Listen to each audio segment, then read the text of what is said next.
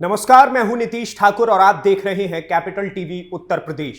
उत्तर प्रदेश की राजधानी लखनऊ, जहां कुछ दिन पहले एक ऐसी आग लगी जिसने पूरे देश को झकझोर कर रख दिया। इस हादसे में 15 लोगों की दर्दनाक मौत हो गई।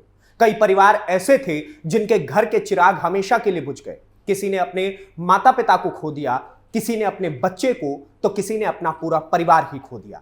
लेकिन अब इस दर्दनाक हादसे की जांच में जो खुलासे हुए हैं वो और भी ज्यादा चौंकाने वाले हैं, क्योंकि शुरुआती जांच में यह साफ हो गया था कि यह सिर्फ एक हादसा नहीं था, बल्कि सालों से चली आ रही लापरवाही का नतीजा था। जिस इमारत में आग लगी उसका नक्शा तो रहने के लिए पास करवाया गया था, लेकिन वहां पर खुलेआम व्यवसायिक गतिविधियां चल रही थी। सबसे हैरान करने वाली बात यह है कि साल 2016 में इसी इमारत को गिराने का आदेश भी जारी किया गया था, लेकिन बाद में वो आदेश वापस ले लिया गया। इसके बाद ना तो इमारत की दोबारा जांच हुई और ना ही यह देखा गया कि आखिर वहां क्या हो रहा है।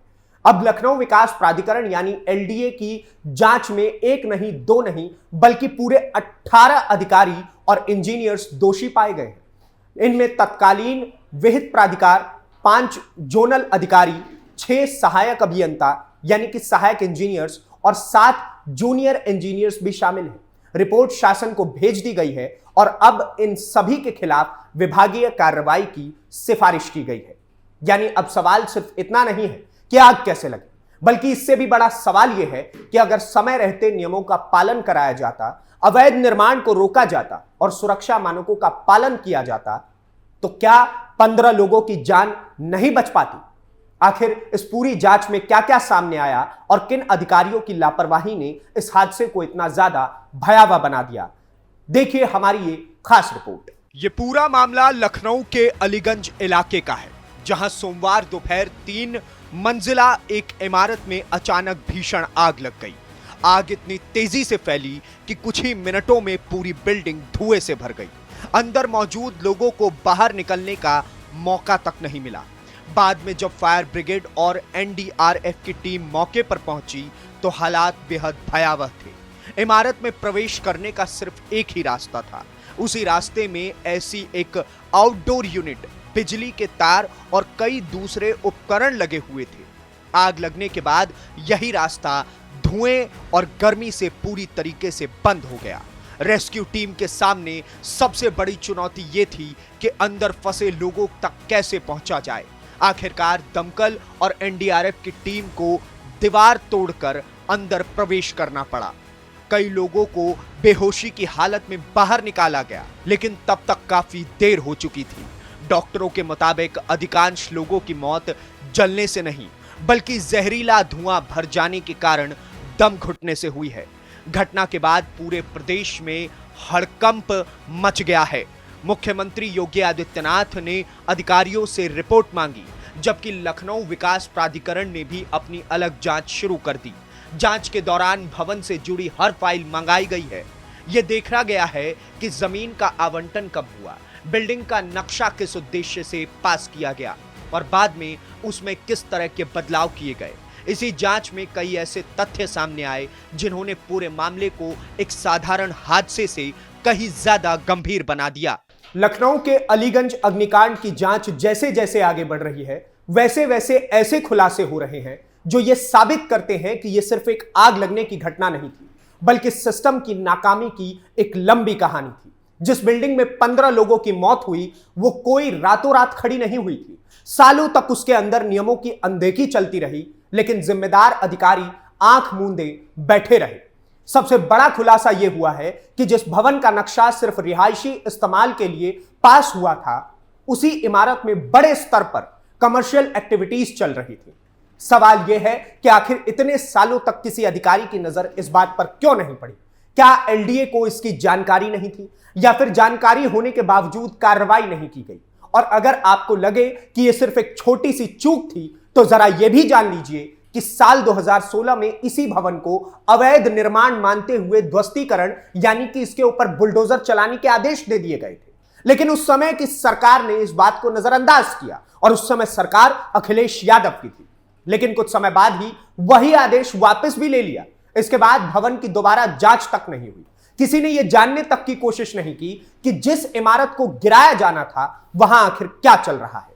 यानी एक तरफ नियम बनते रहे, दूसरी तरफ उन्हीं नियमों को खुलेआम इग्नोर किया जाता रहा।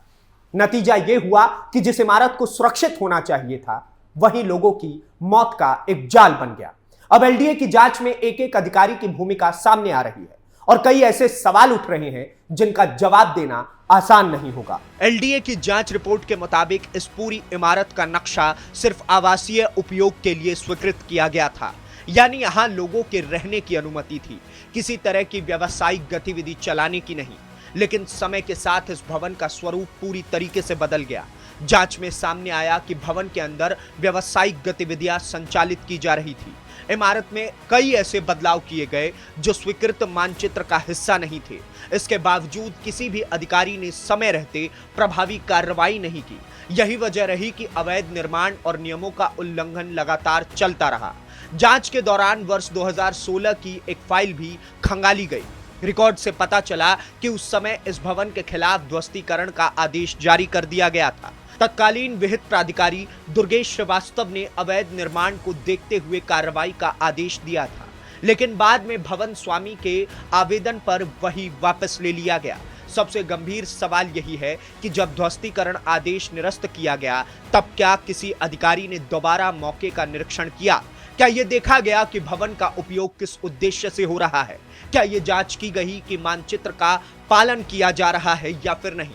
एलडीए की जांच में इन सारे सवालों के संतोषजनक जवाब नहीं मिले। रिपोर्ट के मुताबिक वर्षों तक जिम्मेदार अधिकारियों की निगरानी नहीं की गई। अगर समय रहते अवैध निर्माण रोका जाता, भवन के उपयोग की जांच होती और नियमों का पालन कराया जाता, तो शायद ये इमारत इतनी खतरनाक स्थिति में नहीं पहुंचती। जांच में यह भी सामने आया कि भवन के अंदर फायर सेफ्टी के बुनियादी इंतजाम तक नहीं थे। आग लगने की स्थिति में लोगों को सुरक्षित बाहर निकलने के लिए कोई वैकल्पिक रास्ता नहीं बनाया गया था। पूरी इमारत में सिर्फ एक ही एंट्री और एग्जिट पॉइंट था। उसी रास्ते पर बिजली के तार, एसी के आउटडोर यूनिट और दूसरे उपकरण लगे हुए थे। आग लगते ही धुआं उसी रास्ते में भर गया और अंदर मौजूद लोग पूरी तरीके से फंस गए। अब तक जांच में यह साफ हो चुका है कि इस पूरे मामले में सिर्फ बिल्डिंग मालिकों की ही नहीं, बल्कि सरकारी सिस्टम की भी बड़ी जिम्मेदारी बनती है। क्योंकि अगर किसी इमारत का नक्शा रिहायशी इस्तेमाल के लिए पास हुआ था और वहां सालों तक व्यावसायिक गतिविधियां चलती रही, तो यह बिना अधिकारियों की जांच के संभव नहीं माना जा सकता। यही वजह है कि अब जांच का दायरा सिर्फ भवन संचालकों तक सीमित नहीं रहा, बल्कि उन अधिकारियों तक भी पहुंच गया है जिनकी जिम्मेदारी नियमों का पालन कराना था। लखनऊ विकास प्राधिकरण की रिपोर्ट में एक नहीं, दो नहीं, बल्कि पूरे 18 अधिकारियों और इंजीनियर्स की भूमिका पर सवाल उठाए गए हैं। जांच के बाद एलडीए उपाध्यक्ष प्रथमेश कुमार ने शासन को विस्तृत रिपोर्ट भेजते हुए सभी के खिलाफ विभागीय कार्रवाई की सिफारिश की है। यानी अब यह मामला सिर्फ एक अग्निकांड नहीं, बल्कि जवाबदेही तय करने की दिशा में आगे बढ़ चुका है। अब सबसे बड़ा सवाल यही है कि क्या इतने बड़े हादसे के बाद भी सिर्फ एक विभागीय कार्रवाई ही काफी होगी, या फिर उन लोगों पर आपराधिक जिम्मेदारी तय करना होगा जिनकी लापरवाही की वजह से सुरक्षा नियमों की अनदेखी होती रही?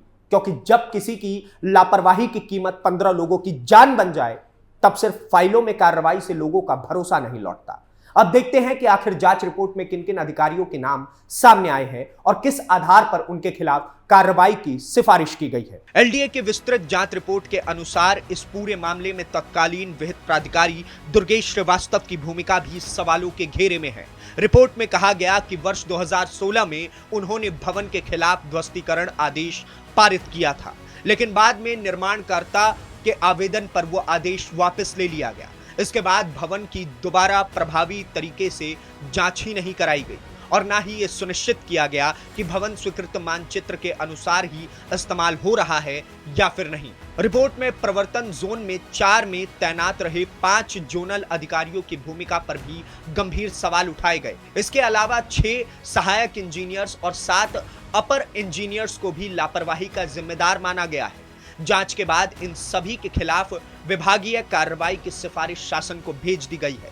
कार्रवाई की जद में आए अधिकारियों में पूर्व जोनल अधिकारी अभिनंद्र सिंह, बीपी मौर्य और पीसी पांडे और आनंद मिश्रा का नाम शामिल है। वहीं सहायक इंजीनियर सुनील कुमार, गिरीश चंद्र शर्मा, अमन कुमार मिश्रा, आरएस सिंह, अनिल कुमार और संजय शुक्ला के नाम भी रिपोर्ट में शामिल किए गए हैं।